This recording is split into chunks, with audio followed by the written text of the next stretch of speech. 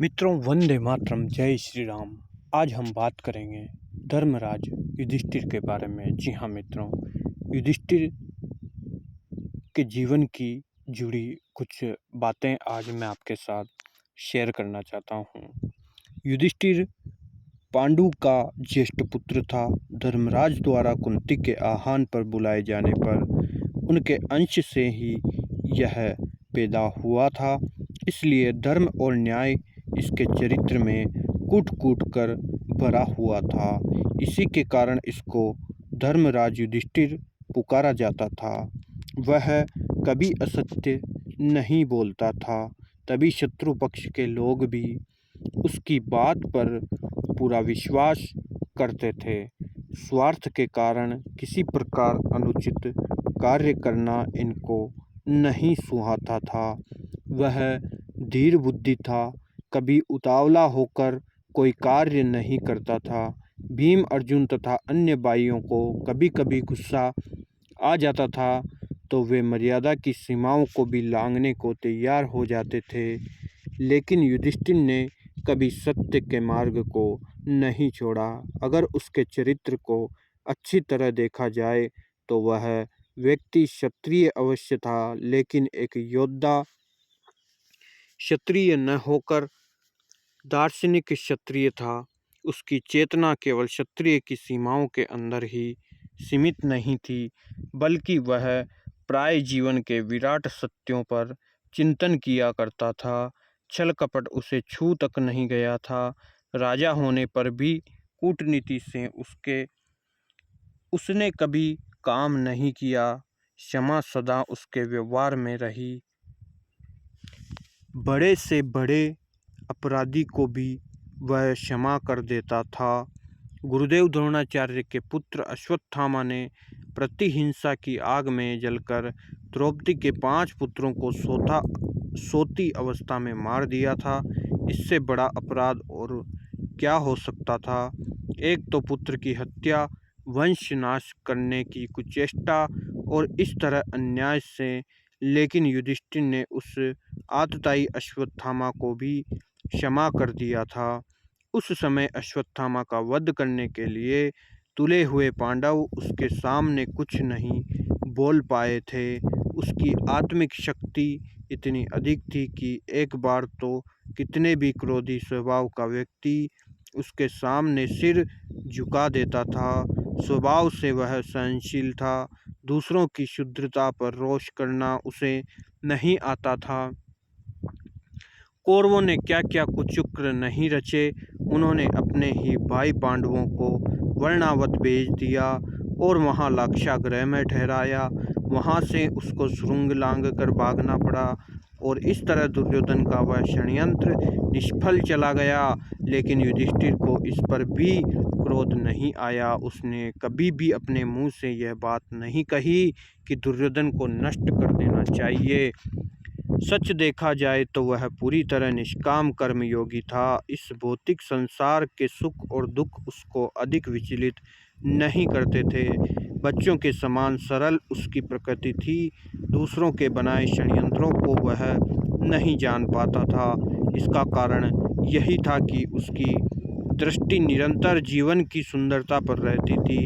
जीवन का पक्ष वह अच्छी तरह नहीं जानता था। भाई और मित्र पर पूरी तरह विश्वास करता था। एक सफल कूटनीतिज्ञ की तरह संदेह करना उसे नहीं आता था। तभी उसने दुर्योधन का जुआ खेलने का प्रस्ताव सहर्ष स्वीकार कर लिया था। राजसूय यज्ञ के पश्चात उसके वैभव को देखकर वृद्ध धृतराष्ट्र के मन में ईर्ष्या जाग उठी थी।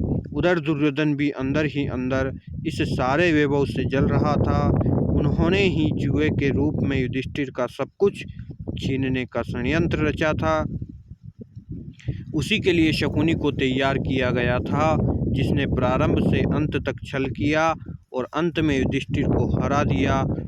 उस समय युधिष्ठिर धृतराष्ट्र और दुर्योधन के मन के भाव नहीं जान पाया था। उसकी तो उनके प्रति पहले जैसी ही श्रद्धा थी।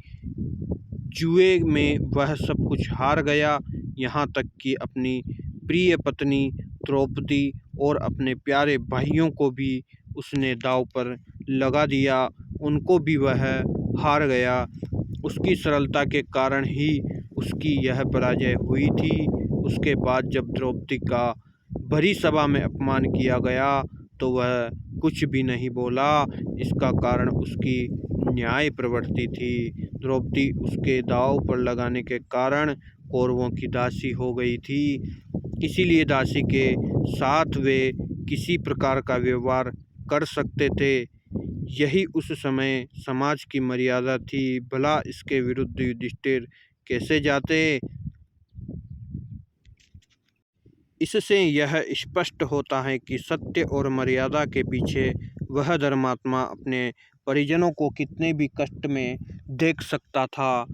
12 वर्ष तक वनवास और 1 वर्ष तक अज्ञातवास का दुख उसकी इस भूल के कारण सभी को सहना पड़ा था, लेकिन फिर भी उनके मन में इसके प्रति खेद नहीं था, बल्कि एक प्रकार का संतोष और सुख था कि वह अपने धर्म का पालन कर रहा है। उसने वनवास और अज्ञातवास की वह अवधि पूरी की।